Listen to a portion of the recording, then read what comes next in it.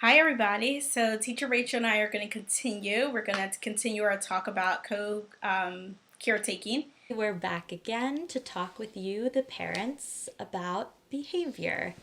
And behavior, that's a really big topic, and I think that we'll be talking a lot about specific behaviors moving forward. But before we talk about specific behaviors, we want to frame what behavior is in general, so that we sort of have a foundation to start talking about more specific behaviors. When we think about behavior, how do we define behavior? What is behavior in a child? Well, anything the child is doing is a behavior. Any action or non-action that they're taking is a behavior, and they're meeting different needs.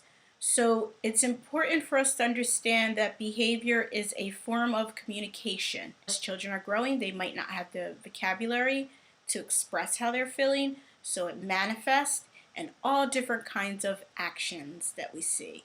It is a way to communicate what is going on inside of your head, either intentionally communicate it to someone else or it just happens to communicate. Sometimes you might hear the term challenging behavior, and that's a term that I often reframe as, well, the child is trying as best they can to communicate something.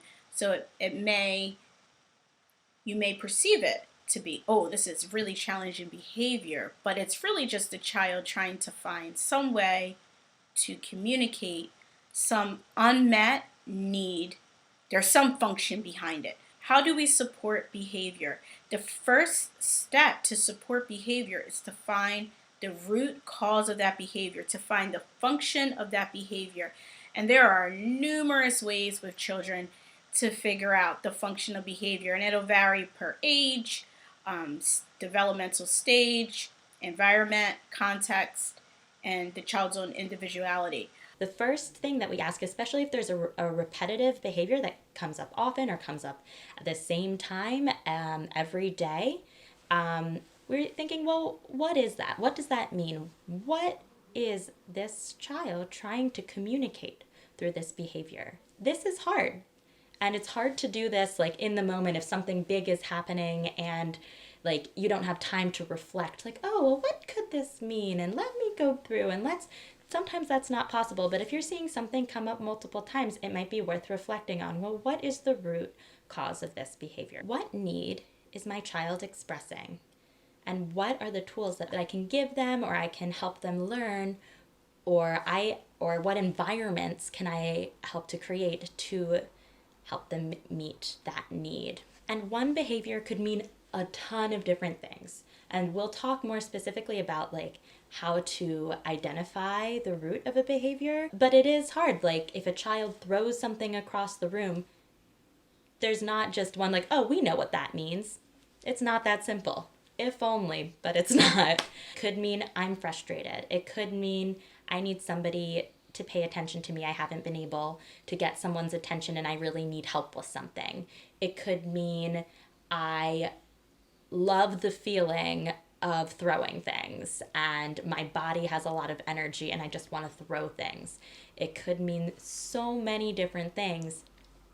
And so it's hard to pinpoint, but through observing, through questioning, through noticing what happened before the behavior started, noticing what's going on in the room, what is the child being asked to do in that moment, that will help guide you to your clues about what's actually going on, and then will help you to support your child. A powerful way of finding the root cause, and I'll talk a little bit about this more in a later discussion, but one really powerful way is to ask the child why. Once you get the response, it's important to acknowledge whatever it is the child has said to you. So then you can say, oh, thanks for telling me. You're angry at me and you're bored.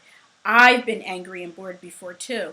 These are some things I did. What is something else that you could do besides running and screaming? Ask them why and use their response and their words to empower them to communicate with you farther, and then build on that to say, oh, okay, well, it's fine that you feel that way, but instead of doing this, we're going to solve that problem of boredom. this way. And I'm sure that a lot of new behaviors are coming up right now, or they're changing. I mean, the whole world is changing. I'm noticing new behaviors in myself. That's what happens. So, really thinking, what is my child trying to communicate?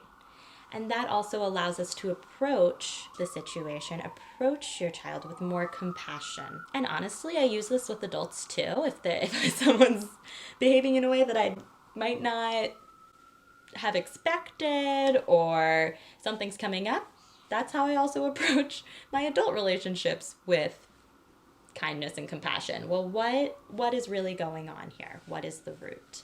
And so maybe you can do that with your co-caretakers as well if something's coming up.